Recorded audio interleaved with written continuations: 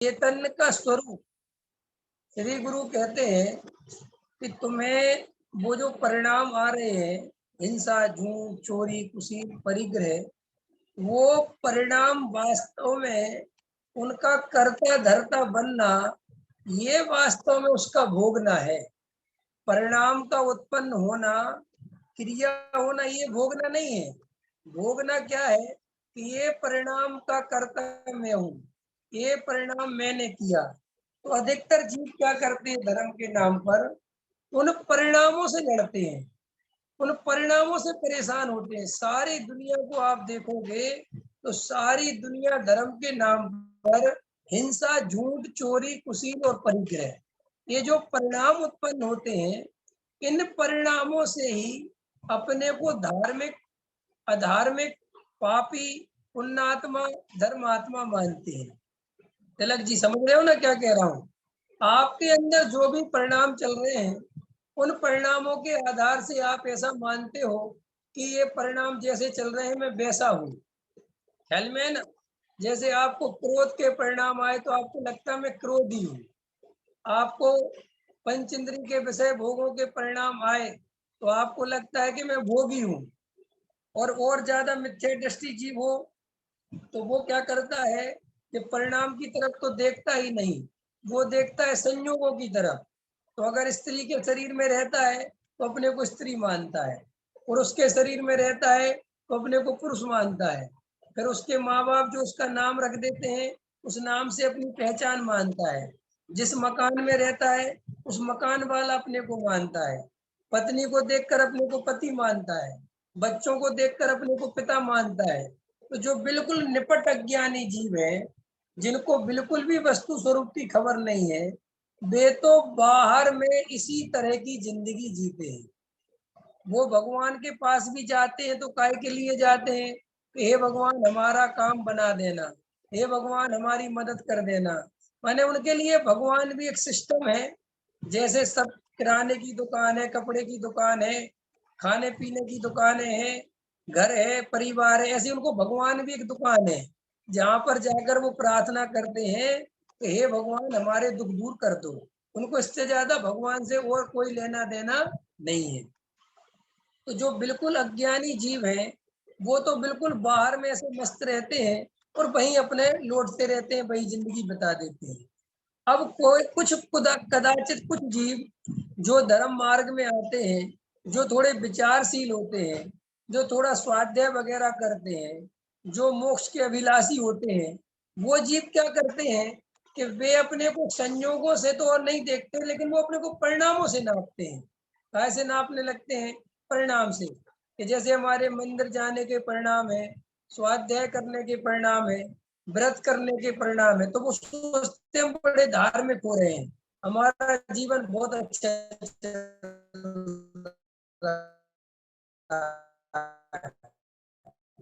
और मान के चलो वे परिणाम के हो रहे हैं, कुशील के हो रहे हैं, परिग्रह इकट्ठा करने के हो रहे हैं, तो उसको लगता है मैं पापी हो गया। अब श्री गुरु कहते हैं कि जो वो बाहर वाले पहले नंबर का व्यक्ति था, वो थोड़ा मोटा मिथ्या दृष्टि है, ठीक है ना, वो बिल्कुल स्थूल। और ये जो थोड़ा सा आगे चला, ये थोड़ा कमजोर मिथ्या दृष्टि है, लेकिन है मिथ्या दृष्टि। इसके भी मिथ्यात्व का नाश नहीं हुआ। तो अब मिथ्यात्व का नाश कैसे होता है, ये सारी गुत्थी यहाँ उलझी है। तो श्री गुरु कहते हैं कि जो जीव इससे भी ज्यादा गहराई में जाएगा, इससे भी ज्यादा गहराई में जाएगा, माने क्या कि ये परिणाम भी मेरा स्वरूप नहीं है, इस परिणामों का भी कर्ता धर्ता मैं नहीं हूँ। जो जीव इस बात को समझ लेगा और परिणामों से भेद ज्ञान करके ज्ञायक भाव पर दृष्टि ले जाएगा, परिणामों से एकत्व तोड़ देगा, परिणामों में एकत्व नहीं करेगा और परिणाम से भेद ज्ञान करके अपने चैतन्य स्वभाव पर दृष्टि कर लेगा, वो जीव आत्मानुभव करके सम्यक दृष्टि हो सकता है। तो इसीलिए यहाँ पर जो गुरुदेव कह रहे हैं कि भाई तुम जिसे काम भोग समझते हो वो बहुत स्थूल समझते हो। तुम समझते हो कि कोई व्यक्ति 5 इंद्रिय के विषय भोगों में प्रवृत्ति कर रहा है तो वो भोगी है। हमारी सीधी सी धारणा क्या है? नहीं समझ में आया? आप अपने को भोगी मानते हो कि त्यागी मानते हो? बोलो, क्या मानते हो? है तिलक राज जी, क्या मानते हो? योगी मानते हो कि भोगी? कि साहब हम तो भोगी है। ख्याल में है कि नहीं आया? और मुनिराज साहब वो त्यागी है, ब्रह्मचारी वो त्यागी है। अब देखो इन दोनों में एक को भोगी देखा, एक को त्यागी देखा, लेकिन आत्मा किसी को नहीं देखा। न अपने को आत्मा देखा, न दूसरे को आत्मा देखा। और ये मूल जड़ है मिथ्या दर्शन की, ये मूल जड़ है। यहीं से सारी कहानी चलती है। देखो भाई, जगत में समझ लो 7 अरब की जनसंख्या है अपनी नजर में। 7 अरब की जनसंख्या में से 7 करोड़ आदमी भी तत्व ज्ञान समझने वाले नहीं। 7 करोड़ में से 7 लाख भी तत्व ज्ञान समझने वाले नहीं। 7 लाख में से 70,000 भी तत्व ज्ञान समझने वाले नहीं। अब आप कहोगे पंडित जी मुमुक्षुओं की संख्या 2-2.5 लाख तो है। मुमुक्षुओं की संख्या भले ही 2-2.5 लाख हो, लेकिन तत्व ज्ञान समझने वाले तो बहुत कम जीव होते हैं। अब आपको विचार करना है कि अभी हम वो तत्व ज्ञान समझने वालों में शामिल हुए कि नहीं हुए। ऋतु जी समझ में आया कि साहब मैंने इतना स्वाध्याय किया, इतना ये किया, इतने पंडित जी को सुना, मेरी इतनी इतनी क्लासें पढ़ी, मैंने तत्वा सूत्र याद कर लिया, मैंने 6 डाला की पूरी क्लास ली, मैं फलाने शिविरों में गई, मैंने फलाने पंडित जी को सुना, मैं तो बहुत पुराना मुमुक्षु हूँ, मैं तो बहुत पुरानी मुमुक्षु हूँ, मेरे तो परिवार में मेरा घर परिवार पूरा मुमुक्षु है। तो ये व्यवहार से बोल रहे हो कि परमार्थ से बोल रहे हो? अगर ये व्यवहार से बोल रहे हो तो कोई दिक्कत नहीं है। और अगर मान्यता यही है कि मैंने ये सब किया, तो फिर ज्ञायक भाव फिर पीछे रह गया, फिर आपको ज्ञायक भाव से बच गया। देखो मैं कई दफे कहता हूँ, मिथ्या दर्शन इतना होशियार है, वो किस रास्ते आपके अंदर घुस जाएगा आपको पता ही नहीं चलेगा। ख्याल में है ना? मिथ्या दर्शन ही बोलेगा जोर जोर से कि मिथ्या दर्शन का नाश करो। क्या बोला मैंने? अलका जी, गहरी बात कह रहा हूँ। मिथ्या दर्शन ही बोलेगा जोर जोर से कि मिथ्या दर्शन का नाश करो, और तुम्हें पता ही नहीं चलेगा कि ये भी मिथ्या दर्शन है। जैसे चोर चोरी करने वाले चोर ही चिल्लाते हैं कि चोरी हो गई, चोरी हो गई, चोर को पकड़ो, चोर को पकड़ो, और सारी दुनिया उसे समझती है कि ये आदमी तो ईमानदार है, और पता चला असली चोर तो यही है।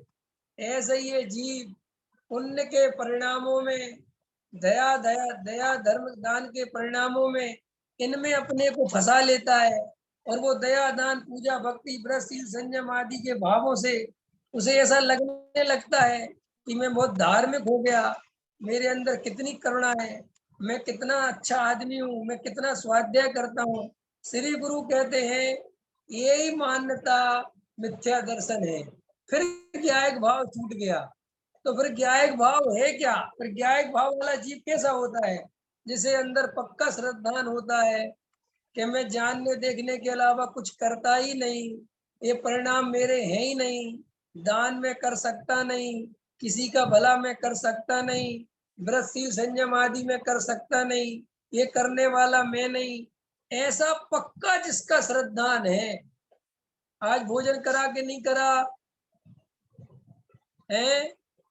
बोलो जल्दी, भोजन करा के नहीं करा? यहाँ सब किया था ना भोजन। तो भोजन करने वाला माना अपने को कि नहीं माना? साहब ने इतना ध्यान ही दी दिया। अब आप पूछते हो तो बताते कि आत्मा तो भोजन करता नहीं।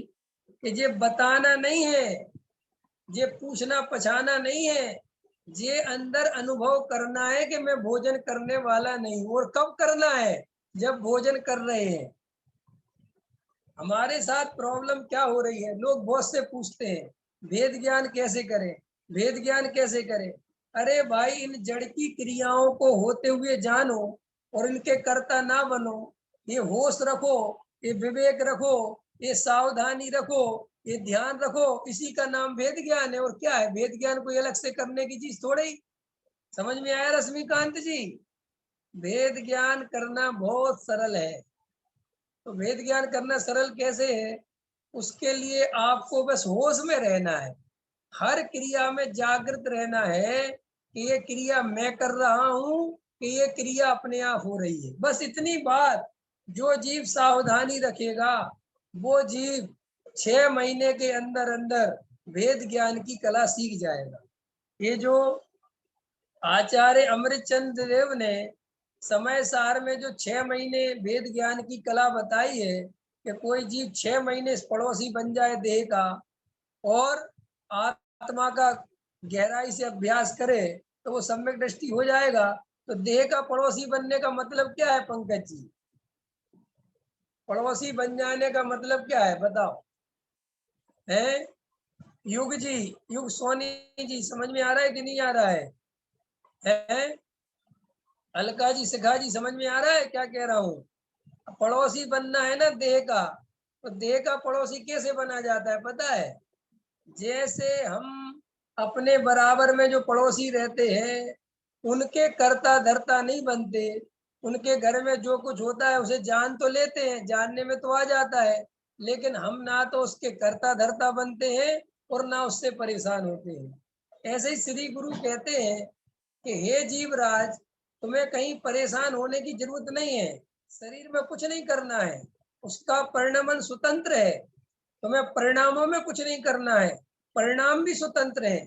तो तुम्हें क्या करना है कि तुम क्या करते हो कि तुम जानते और देखते हो, ये तुम्हारा स्वभाव है। तो इस स्वभाव की दृष्टि रखकर कि मैं जानने देखने वाला हूँ, मैं करने धरने वाला नहीं हूँ, ऐसी दृष्टि जितनी देर रख सको, जितनी ज्यादा से ज्यादा ये दृष्टि रख सको, यही दृष्टि तुम्हें सम्यक दृष्टि बनाएगी। ना तो कोई क्रिया सम्यक दृष्टि बनाएगी, ना कोई पहाड़ पे चढ़ने से सम्यक दृष्टि होगे, ना कोई वृषशील संयम से सम्यक दृष्टि होगे। सम्यक दृष्टि जिन्हें होना हो वे ज्यादा से ज्यादा भेद ज्ञान का बार बार तत्व विचार का अभ्यास करें। जो भी क्रियाएं हो रही हैं, जो भी परिणाम चल रहे हैं, देखो भाई, हमारे जीवन में ये जो शरीर संयोग की स्थिति है ये अपने हाथ में नहीं है। ये शरीर मेरे साथ कब तक रहेगा इसका निर्धारण करने वाला मैं नहीं हूँ। मुझे कब तक घर गृहस्थी में रहना पड़ेगा इसका निर्णय भी मैं नहीं कर सकता। तो फिर मैं क्या कर सकता हूँ कि तुम अपने को घर गृहस्थी वाला मत मानो, ये कर सकते। तुम अपने को शरीर वाला मत मानो, बस ये कर सकते हो। और ये जितना करोगे, जितनी बार बार अभ्यास करोगे, तुम्हारे अंदर वीतरागता प्रकट होने लगेगी। सभी लोग वीतरागता प्रकट करना चाहते हैं, लेकिन वीतरागता का मतलब क्या होता है? ना पर पदार्थों से राग और ना द्वेष। तो राग और द्वेष कब नहीं होंगे? जब हम पर पदार्थों के कर्ता भोक्ता नहीं बनेंगे तभी राग द्वेष मिटेंगे। राग द्वेष मिटाने का और कोई उपाय नहीं है। तो देखो यहाँ गुरुदेव अपने को समझाते हैं कि देखो भाई, जो ये काम भोग की कथा है ये तुमने अनंत बार सुनी, अनंत बार परिचय किया और अनंत बार भोगे। भोगे माने अज्ञान दशा में। ज्ञानी पंचेंद्री के विषय भोग नहीं भोगता। तो भोगता कौन है? कौन भोगता है? अलका जी को अनम्यूट करना। कोमल जी, अलका जी को अनम्यूट कर दो। कौन सी अलका जी? अलका जी यही वाली, देखो ये फर्स्ट पे है, अलका जी नीमच, जिनने ईयरफोन लगा रखा है, काला दुपट्टा सा डाल रखा है। हाँ भैया जी। हाँ अलका जी बताओ। भोगते तो ज्ञानी भी है और अज्ञानी भी है, पर हाँ। ज्ञानी उनका कर्ता नहीं बनते और अज्ञानी उन भोगों में सुख मान के कर्ता बनते हैं। अज्ञानी उनका कर्ता नहीं, ज्ञानी उनका कर्ता नहीं बनता और अज्ञानी बनता है, बराबर? ठीक है। अब प्रश्न है, अज्ञानी उनका कर्ता क्यों बनता है? क्योंकि उसको अपने स्वरूप का पता नहीं है। वो सोचता है कि ये मेरे हिसाब से परिणमन हो रहा है कि भोजन मैंने अच्छा बनाया और मैंने अच्छा खाया, तो मैंने क्या कि मेरे। हाँ बहुत अच्छा, समझ गया, अच्छा उत्तर दिया।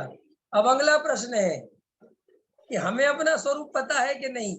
अज्ञानी को तो नहीं पता, हमें तो पता चल गया ना कि मैं ज्ञान स्वभावी आत्मा हूँ, मैं शरीर संयोग वाला नहीं हूँ, मैं परिणाम वाला नहीं हूँ, ठीक है कि नहीं? तो ठीक है। हम तो उन परिणामों के कर्ता अपने को नहीं मानते ना। नहीं, अभी तो नहीं जाती हर समय दृष्टि, कभी कभी जाती है, हमेशा नहीं जाती। हमेशा अभी भी थोड़ा कर्ता बनते हैं। अभी थोड़ा कर्ता बनते, थोड़ा नहीं बनती, बराबर है। जब अच्छा है, जब अच्छा है। जब परिणामों पर दृष्टि चली जाती है, उस समय होता है कि अरे नहीं, ये परिणाम स्वतंत्र है, मैं इसको जानने वाला हूँ। पर बराबर, ये समय भी बहुत कम हुआ है, अधिकतर समय तो अपन भी, मैं भी अभी कर्ता ही बनती हूँ। बहुत अच्छा। देखो इतना अच्छा जवाब दिया उनने। ये कॉमन समस्या है, ये सबकी कॉमन, ये इनकी समस्या नहीं है, ये मेरी भी तुम्हारी भी अधिकतर जीवों की समस्या है कि साहब परिणाम तो मैं करता तो मैं ही हूँ, जब देखो परिणाम तो मैं ही कर रहा हूँ, और बार बार ये भी बात पता है कि परिणाम मैं नहीं करता हूँ, लेकिन थोड़ा थोड़ा तो लगता है। वो थोड़ा थोड़ा भी क्यों लगता है पता है? प्रॉब्लम ये है कि हमारी जो पढ़ाई है वो हमारी पढ़ाई परिणामों की ज्यादा है, और हमारी दृष्टि में परिणाम ही परिणाम आते हैं, क्योंकि परिणाम दिखाई भी देते हैं। वो ज्ञायक भाव देखने वाला है और वो परिणाम दिखने वाले हैं। अब वो परिणामों का अच्छे बुरे की कल्पना भी है परिणामों में, कि अच्छे परिणाम और बुरे परिणाम। अब बुरे परिणामों से लगता है डर, जो भी बुरे, पाप बन जाएगा, पाप बन जाएगा, पाप बन जाएगा। और अच्छे परिणामों से तो डर लगता नहीं, अच्छे परिणाम तो होते रहते हैं, पुण्य के परिणाम तो किसी को भय नहीं लगता। लेकिन जैसे ही पाप के परिणाम हुए और अंदर घबराहट और बेचैनी हुई, अब श्री गुरु कहते हैं कि जिसकी ये पाप के भय और परिणामों का फल और बंध, इन सब प्रक्रियाओं में जिसकी बुद्धि उलझी हुई है, माने इन सब चीजों से वो अपने को नापता रहता है, तो वो भेद ज्ञान नहीं कर सकता। भेद ज्ञान करने के लिए जो आचार्य भगवंतों ने मंत्र दिया कि शुभ भाव और अशुभ भाव एक जैसे हैं। पंकज जी देखना ध्यान से, कभी किसी ने सोचा कि आखिर आचार्य भगवंतों ने पुण्य और पाप को एक जैसा क्यों कहा, जबकि दोनों के फल अलग अलग हैं। पुण्य से अलग प्रकार की अनुकूलता मिलती है, पाप से अलग प्रकार की प्रतिकूलता मिलती है। पुण्य से जीव को दुनिया भर की अच्छी अच्छी सामग्री मिलती है, पाप से बुरे संयोग मिलते हैं, है ना। पुण्य परिणामों में कसाय की मंदता होती है, पाप के परिणामों में कसाय की तीव्रता होती है। पाप के परिणामों में जीव दूसरों पर क्रोध मान माया लोभ करता हुआ दिखाई देता है, और पुण्य के परिणामों जीव दूसरों पर दया दान भक्ति करता हुआ दिखाई देता है। लेकिन आचार्य भगवंतों ने, सभी ज्ञानियों ने पुण्य और पाप को एक ही खाते में डाला। पुण्य का साफ, पुण्य भी और पाप भी दोनों ही एक जैसे हैं। अब प्रश्न ये है कि दोनों में जब इतना सारा अंतर दिखाई दे रहा है, तो दोनों को एक क्यों कहा? ये प्रश्न सोचना चाहिए मन में। ख्याल में है ना अभय कुमार जी? समझ में आ रहा है ना कि दोनों को एक क्यों कहा? तो सबको लगता है जल्दी से उत्तर दे देते हैं लोग। देखो साहब, शास्त्रों में लिखा ना, जो लोह बेड़ी बांधती त्यों स्वर्ण की भी बांधती। अपन को जल्दी से आंसर मिल गया कि साहब दोनों से कर्म बंद होता है ना, वो इसलिए उनने कहा एक सा है। लेकिन मैं आपको इससे अलग से उत्तर दूंगा, दूसरा उत्तर दूंगा कि ऐसा आचार्यों ने क्यों किया। कोमल जी बताएंगी आप? आपको कुछ समझ में आया कि ऐसा क्यों किया? दोनों से संसार है, क्योंकि दोनों और दोनों में सुख टेम्पररी है, सुख नहीं चलो मिलता है। बिल्कुल ठीक बात है। और कोई बताएगा? हैंड रेस करो, मैं सुनना चाहता हूँ सबसे। बताओ, पंकज जी बताओगे? हैंड रेस करोगे? अनम्यूट करवाऊं? चलो अनम्यूट करो पंकज जी को। क्या कहते हैं हमारे पंकज जी, सुनो उनसे भी। हाँ पंकज जी कर दिया अनम्यूट? हाँ बोलो। भाई साहब, पाप से हटके तो आत्मा में जाया जा सकता है, पुण्य में ही तो अटके हुए हैं सबके सब। हम पुण्य को ही तो अच्छा मान रहे हैं, पाप को तो सभी बुरा मान रहे हैं। पुण्य को अच्छा मान रहे हैं, बिल्कुल ठीक बात है। चलिए, और कौन बताना चाहता है? मंजू रितु बेन, जी आप बताना चाहती हो पुण्य मंजू पाप को एक क्यों कहा? मंजू बेन ने हाथ ऊंचा किया है। रितु जी आप बताना चाहते हो? रितु जी हेलो, मैं बताना चाहती हूँ कि ताकि हमारा ध्यान परिणामों पे ना जाए। कौन कौन? मुझे तो पता ही नहीं चला कौन बता रहा है भाई। मंजू मंजू बता रहे हैं। कौन बता रहा है? मंजू। हाँ हाँ, कैमरा खोला करो मंजू जी, बोलो। हाँ तो हमारे परिणाम ताकि हमारा ध्यान परिणामों पे ना जाए। हाँ, ये उत्तर सुनना चाहता था मैं कि आचार्य भगवंतों ने जो पुण्य और पाप को एक कहा, वो इसलिए कहा कि अगर आचार्य पुण्य को अच्छा और पाप को बुरा ये बात कह देते तो तुम जिंदगी निकल जाती तुम्हारी, तुम कभी परिणामों से भिन्न ज्ञायक देख ही नहीं पाते, क्योंकि पुण्य के परिणाम में तुम खुश होते, जैसा हो ही रहा है ना, और पाप के परिणाम में दुखी होते। और आचार्य कह रहे भैया हमें ना पुण्य के परिणामों से कोई लेना देना है, हमें ना पाप के परिणामों से लेना देना है, हमें तो जो अंदर ज्ञायक भाव विराजमान है जिसमें ये पुण्य पाप के परिणाम दिखाई मात्र देते हैं, प्रवेश नहीं पाते, हमें तो उस ज्ञायक भाव को दिखाना है। और अगर हमने इस जीव को ये कह दिया कि पुण्य के परिणाम अच्छे हैं तो ये परिणामों में ही लगा रहेगा जैसा कि लगे हुए हैं। इतना समझाने पर भी, इतना आचार्य भगवंतों के बताने पर भी आज भी अधिकतर जीव पुण्य के परिणामों से खुश होते हैं, पुण्य परिणामों से अपने को धर्मात्मा मानते हैं और पाप के परिणामों से घबराते हैं, डरते हैं। और जबकि मजेदार बात यह है कि पाप के परिणामों से कितने ही घबराओ फिर भी वो भूमिका के अनुसार हुए बिना रहते नहीं है। वो तो होंगे, उसमें क्या सोचना। जैसे एक बच्चा, एक लड़का लड़की जब जवान होते हैं, 18-20 साल के होते हैं, तो उनको माँ बाप कितने ही समझाए, वो खुद भी कितने ही समझे कि अरे लड़का सोचे मुझे किसी लड़की की तरफ दृष्टि नहीं डालना है, लड़की सोचे मुझे किसी लड़के की तरफ नहीं देखना है। अरे लेकिन भैया वो भूमिका के अनुसार वे परिणाम आए बिना रहते नहीं, चाहे तुम कितने ही कोशिश करो। ऐसे ही ये जीव पाप परिणामों को कितना ही बुरा कहता रहे, पाप परिणाम बुरा कहने से नहीं भागते। और सुनो, पुण्य परिणामों को कितने ही उपादेय मानते रहो, वे भी भूमिका के अनुसार जिस जाति के होने योग्य हैं वही परिणाम होंगे। जैसे देखो, ऐसा नहीं होगा कि अभी मुझे 28 मूल गुण पालने का भाव आने लगे, क्योंकि वो परिणाम इस भूमिका में नहीं हो सकता, तो नहीं हो सकता। तो इस तरीके से ये जो मंजू जी ने जवाब दिया, मैं यही सुनना चाहता था। देखो भाई, मैं आपसे वो बातें करना चाहता हूँ जो वेद ज्ञान से रिलेटिव है, जहां अपन को समझना है कि अपन को करना क्या है। देखो भाई, वो तो सब बातें अपन को क्लियर है कि वे कर्म बंध के कारण हैं, वे शूद्रा के पुत्र हैं, वे चंडालन के पुत्र हैं, वे सब बातें अपन को याद है। वो मुझे पढ़ाना ही नहीं, वो तो बहुत सारे पंडित विद्वान पढ़ा रहे हैं, वो सबने पढ़ लिया। मुझे तो सिर्फ ये बताना है कि जीव आखिर जब आत्मानुभव करने की बात आती है, जब भेद ज्ञान करने की बात आती है, तो इतने शास्त्र पढ़ने के बाद भी वो भेद ज्ञान क्यों नहीं कर पाता, आत्मा का अनुभव क्यों नहीं कर पाता।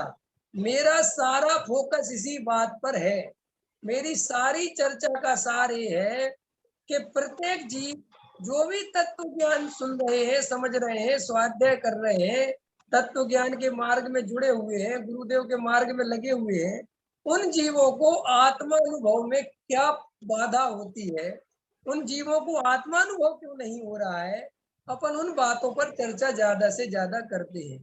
तो देखो भाई, पुण्य के परिणाम आए तो और पाप के परिणाम आए तो दोनों ही परिणाम से जो जीव भेद ज्ञान कर सकेगा। ऐसा मत करना कि पाप के परिणाम आए तो ये तो मेरे है नहीं, मैं तो इनका कर्ता भोक्ता हूं नहीं, और पुण्य के परिणाम आए तो मैं इनका कर्ता भोक्ता हूं, मैंने किया। लोग ऐसा बहुत करते हैं, मंदिर में दान देते हैं तो चलते हैं, सबको बताते फिरते हमने मंदिर में इतने लाख रुपए दान दिए, लेकिन जो पाप से कमाया है झूठ भरे मायाचारी से इकट्ठा किया है, वो किसी को नहीं बताते। तो देखो क्या हुआ कि इस जीव ने कितनी बदमाशी कर ली कि पुण्य के परिणामों में तो एकत्व कर लिया, मानस दुनिया को दिखाया, और पाप के परिणाम मेरे हैं ही नहीं, मैं तो कर ही नहीं सकता, तो ये नहीं चलेगा। जो जीव पाप के परिणामों को अपना नहीं मानेगा और पुण्य के परिणामों को अपना मानेगा, वो भी मिथ्या दृष्टि है। और जो जीव पुण्य और पाप दोनों के परिणामों को अपना मानेगा, वो भी मिथ्या दृष्टि है। क्योंकि सम्यक दृष्टि ना पुण्य के परिणाम को अच्छा मानता है, ना पाप के परिणाम को अच्छा मानता है। तो सम्यक दृष्टि को पुण्य के परिणाम होते हैं तो क्या करता है कि जब पुण्य के परिणाम होते हैं तो भी अपने को ज्ञाता देखता है, और जब पाप के परिणाम होते हैं तो भी अपने को ज्ञाता देखता है। आज के सुबह के प्रवचन में एक इम्पोर्टेंट बात बोली थी। सुबह का प्रवचन सुन लिया किसी ने? सुबह के प्रवचन में मैंने बोला था कि वेद ज्ञान पूर्वक तुम्हें जितने भोग भोगने हैं तुम भोगो, तुम्हें उनकी सजा नहीं मिलेगी। क्या कहा मैंने? वेद ज्ञान पूर्वक तुम्हें जितने भोग भोगने हैं तुम उतने भोग भोगो, तुम्हें सजा नहीं मिलेगी, गारंटी मैं लेता हूँ। और वेद ज्ञान के बिना तुम चाहे त्यागी वृत्ति बन जाना, चाहे ब्रह्मचारी बन जाना, चाहे मुनि बन जाना, तो भी सजा मिलेगी। पंकज जी खतरनाक है कि नहीं? तो क्या बात कर दी साहब, मैं मुनि बन जाऊंगा तो स्वर्ग नहीं चला जाऊंगा? तो स्वर्ग में मजा नहीं है, स्वर्ग में भी सजा है। मिथ्या दृष्टि जीव चाहे स्वर्ग में रहे, चाहे नरक में रहे, चाहे त्रियंच में रहे, चाहे मनुष्य में रहे, वो जहां भी रहेगा वहां दुखी रहेगा।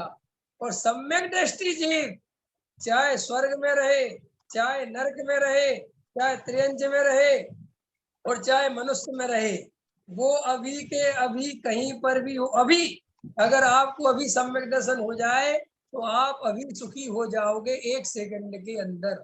आपको कोई भी संयोग दुख नहीं दे सकता। तो सुबह के स्वाध्याय में लिया था कि सम्यक दृष्टि जीव बाहर से भले ही अज्ञानी जीव को दुखी दिखाई देता है कि साहब सीता परेशान चल रही है, लेकिन वो आपको बाहर से ही परेशान दिखती हैं, अंदर तो भाई साहब इतना आनंद है कि मिथ्या दृष्टि जीव स्वर्गों में भी वो आनंद नहीं भोगता। इसलिए सम्यक दर्शन की प्राप्ति का उपाय करो। जो लोग ये कहते हैं हम विषय भोग छोड़ दें, हमें संयोग छोड़ दें, हम पर, अरे भाई तुम छोड़ने के पहले भेद ज्ञान करो कि ये संयोग मेरे नहीं है।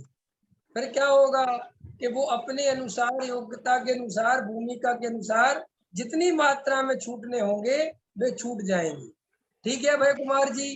तो अभी छोड़ने की चिंता नहीं करनी। तो पंडित जी कल से छूट जाएगा, जोड़ने की भी चिंता नहीं करनी ना। हम आपने उदाहरण दिया था ना वो, ना हम छोड़ने आपने वाले, उदाहरण हम आपने तो उदाहरण दोनों दिया को ही था। जानने वाले हैं। कोई कुछ बोल रहा है? हाँ, मैं बोल रही थी भैया जी कि आपने जो वो एक महिला का उदाहरण दिया था कि ससुराल में जब वो जाती है वो उससे पूरी बात समझ में आई, वो बहुत अच्छा लगा। हाँ, सही सही सही, बिल्कुल सही है।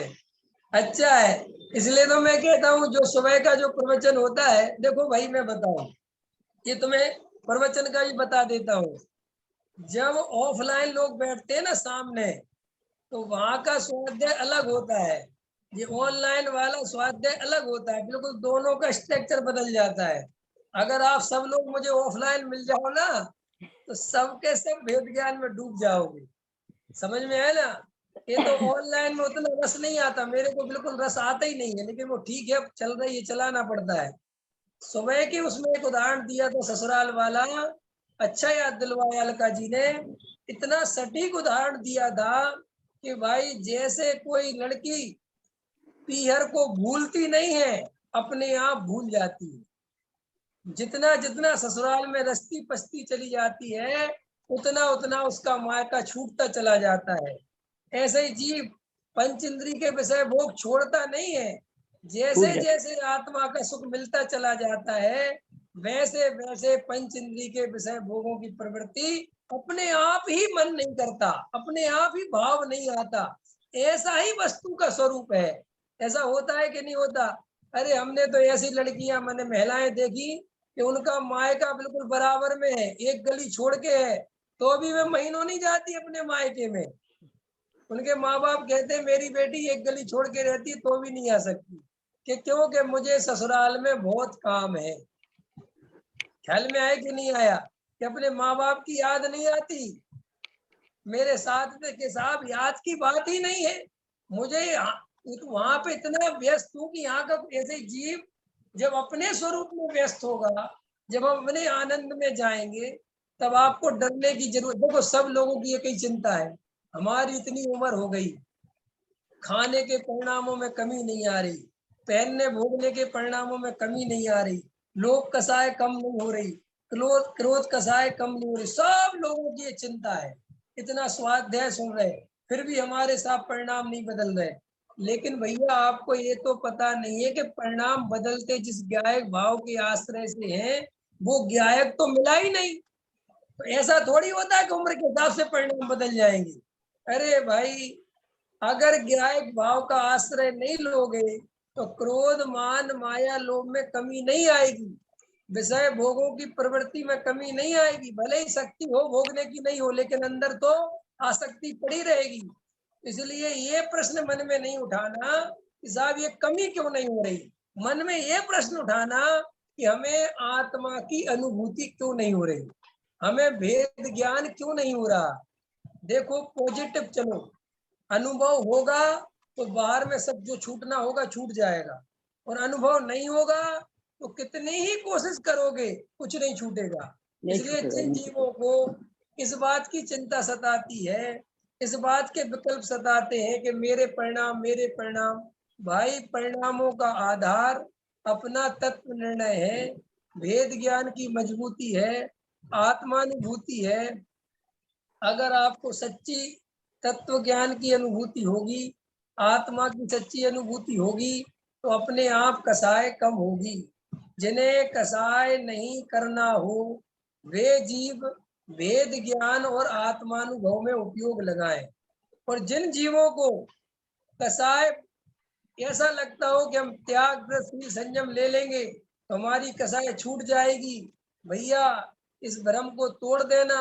और विश्वास नहीं हो तो 2-4 दिन अभ्यास करके देख लेना, सोनागिर में चले जाना, है ना, शिखरजी चले जाना, 8-10 दिन रह के देख लेना, अपने आप लगेगा कि भैया कसाय बाहर से मिटाने से मिटती नहीं है, अंदर से ही मिटेगी।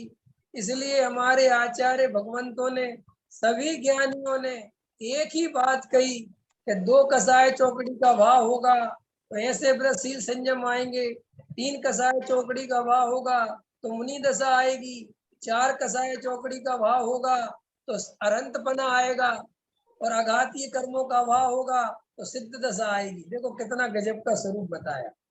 इसीलिए यहाँ पर जो गुरुदेव श्री ने कर्ता धरते की बात कही कि जिन जीवों को परिणामों का विकल्पों का कर्ता धरता अपने को दिखता है, असली तो जीव वो ही काम भोगी है। और जो जीव इन विकल्पों का कर्ता भोगता नहीं बनता, वो जीव ज्ञानी है, वो भोगी नहीं है। और देखो, और चलो भोग के बारे में एक बात और बोल देता हूँ। मुनिराज भोगी है कि योगी है? बोलो, त्यागी है मुनिराज? भोगी है। भोगी मुनिराज है। भोगी। मुनिराज हमसे बढ़िया चीज भोग रहे हैं, हम तो दोनों है। बहुत हल्की चीज क्षणिक सुख के लिए मरे जा रहे हैं। मुनिराज आत्मा में से ऐसा आनंद लेते हैं, ऐसा आनंद आता है कि 3 लोक की संपदा उनको फीकी लगती है, उनको चक्रवर्ती के पद में रस नहीं आता, उनको कहीं सारी दुनिया में कुछ नहीं दिखाई देता, और अपने अंदर में इतना आनंद आता है। तो कोई मुनिराज कोई दुखी है या कोई जगत से उदास होकर परेशान है या वो डरते, ऐसा नहीं। मुनिराज को अंदर में बहुत आनंद आता है, इसलिए बाहर के आनंद भोगने का भाव नहीं आता। कभी ये मत सोचा करो कि मुनिराज को बाहर का आनंद छोड़ दिया तो मुनि, अरे भाई मुनि अवस्था गृहस्थ अवस्था से कई गुना आनंद वाली अवस्था है। इसलिए लोगों को मुनिराज को देख के, अरे मुनिराज धूप में चल रहे हैं, अरे मुनिराज फलाना हो रहा है, अरे मुनिराज एक बार भोजन कर रहे हैं। देखो मैं इसके लिए वो उदाहरण देता हूँ, पुराने प्रवचनों में देता था मैं, एक चांदनी चौक पे आप घूमने गए और चांदनी चौक पे आपने देखा कि एक आदमी की 8x8 की दुकान है, छोटी सी दुकान है, उसमें बेचारा वो खड़ा ही होता है, बैठ नहीं पाता। तो आप उसको देख के सोच रहे थे ये आदमी कितना परेशान है, बताओ दिन भर खड़ा रहता है, कितना थक जाता होगा, बेचारा भोजन भी कैसे करता होगा, ऐसा आप मन में सोच रहे थे। एक आदमी आपके पास आया, बोले क्या सोच रहे हो? बोले यार मैं ये सोच रहा हूँ कि ये आदमी की दुकान इतनी छोटी सी है और ना ही ढंग से खड़ा होता है ना खाना, कैसे कैसे करता होगा? बोले पागल, इसकी एक दिन की बिक्री है 5 लाख रुपए की। कितने की बिक्री है? 5 लाख रुपए दिन की, और 1 लाख रुपए दिन कमाता है ये आदमी। अब वो दुकान तुम्हें कैसी लग रही है विनोद जी? अब वो दुकान कैसी लग रही है? अब वो आदमी तुम्हें दुखी लग रहा है कि ऐसा लग रहा है कि काश इसकी जगह में खड़ा होता, काश ऐसी दुकान हमारी होती है?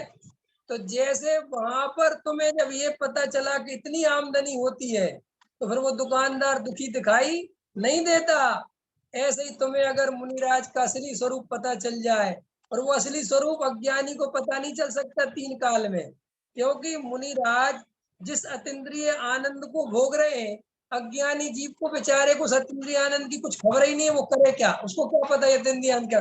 तो वो क्या सोचता है कि देखो मुनिराज कितनी धूप में चलते हैं, पैरों में छाले पड़ जाते हैं, एक टाइम भोजन लेते हैं, तो वो इन्हीं इन्हीं बातों को सोच सोच के मुनिराज की भक्ति करता है। वो आनंद को खोज के भक्ति नहीं करता, वो तो मुनिराज को बहुत तपस्वी समझ के, अरे साहब इतनी कड़ी धूप में आप चलते हो, जय जयकार जय जयकार। और जो ज्ञानी होता है, ज्ञानी उनके आनंद की भक्ति करता है। ज्ञानी को ऐसा विचार चलता है, हे धन्य हो मुनिराज, कैसा अतीन्द्रिय आनंद पी रहे हो आप, कैसी आपकी मस्ती चल रही है, और मैं कहाँ कसायों की भट्टी में जल रहा हूँ। हे मुनिराज, आपको मेरा बार बार नमोस्तु, बार बार नमस्कार हो, आप जैसा आनंद मुझे भी मिले। तो देखो, एक ज्ञानी के नमस्कार में और अज्ञानी के नमस्कार में कितना अंतर पड़ गया। इसलिए अज्ञानी मुनिराज को करुणा की दृष्टि से देखता है कि बेचारे मुनिराज की कितनी वो कर दूं, अरे इनकी ये बचा लूं, धूप बचा लूं, इनको छाया दे दूं। ज्ञानी को ऐसा विकल्प नहीं आता। ज्ञानी को तो ऐसा विकल्प आता है कि महाराज आप जिस आनंद को भोग रहे हो, मैं जानता हूँ उसका थोड़ा सा स्वाद तो मैंने भी लिया है, और आप तो हर क्षण क्षण में ले रहे हो। मुझे तो कभी कभार जब थोड़ी देर मिल जाता है तो ऐसा लगता है कि पूछो मत, और आप तो क्षण क्षण में वो अतीन्द्रिय आनंद ले रहे हो, तो आपके दुख, आपके बाहर के दुखों की क्या बात करना। इसलिए मैं कहता हूँ, मुनिराज की भक्ति, जिनेन्द्र भगवान की भक्ति, जिनवाणी की भक्ति, मिथ्या दृष्टि जीव कभी कर ही नहीं सकता। क्यों नहीं कर सकता? क्योंकि जिनवाणी में जिस चैतन्य तत्व की चर्चा है वो उसके अनुभव में नहीं आया, तो वो जिनवाणी की भक्ति कैसे करेगा? जिनेन्द्र भगवान जिस आत्मा का आनंद ले रहे हैं, वो आत्मा उसकी दृष्टि में नहीं आया, तो वो जिनेन्द्र भगवान की भक्ति कैसे कर सकता है? मुनिराज जिस अतीन्द्रिय आनंद को भोग रहे हैं, उसको अतीन्द्रिय आनंद की खबर नहीं है, तो वो मुनिराज की भक्ति कैसे कर सकता है? इसीलिए सम्यक दृष्टि ही सच्चा देव शास्त्र गुरु का उपासक होता है। मिथ्या दृष्टि तो भक्ति करने की कोशिश बहुत करता है, लेकिन वो जड़ की ही भक्ति कर पाता है, वो आत्मा की भक्ति से वंचित रह जाता है। तो अपने को ये बात समझ में आ गई कि मुनिराज भैया बहुत आनंद में रहते हैं, और जो मुनिराज ऐसा कहते फिरे जनता से, कह रहे एक टाइम रोटी खा के देखो पता चल जाएगा, मुनिचर्या कितनी कठिन है, पाल के देखो पता चल जाएगा, तो समझ जाना कि अभी इनको अतीन्द्रिय आनंद मिला नहीं है। क्योंकि अतीन्द्रिय आनंद मिल गया होता तो ये कहते कि तुम लोग इस ग्रस्त जीवन में रहते कैसे हो, इन कसायों की आग में जलते रहते हो, कितनी तकलीफ होती होगी। तो इस तरीके से जो मुनिराज हैं वे अतीन्द्रिय आनंद का भोग करते हैं।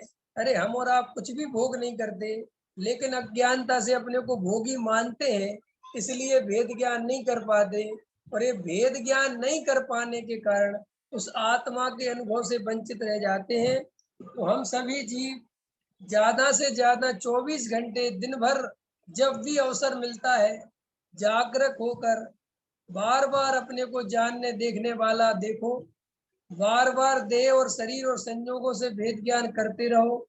मैं सिर्फ जानने देखने वाला हूँ, ऐसी अनुभूतियां बार बार चित्त में निर्णयात्मक रूप से करते रहो।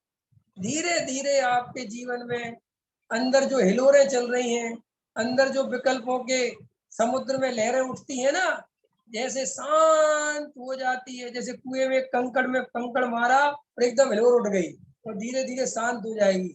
ऐसे ही जो जीव शांति से बैठ के अंदर ज्ञायक भाव को देखेंगे और इन विकल्पों के ज्ञाता दृष्टा बनेंगे, और जैसे इन विकल्पों के और शरीर के ज्ञाता दृष्टा बनोगे, ये शरीर भी अपने आप एकाग्र हो जाएगा, स्थिर हो जाएगा, इसमें भी कंपन रुक जाएगा।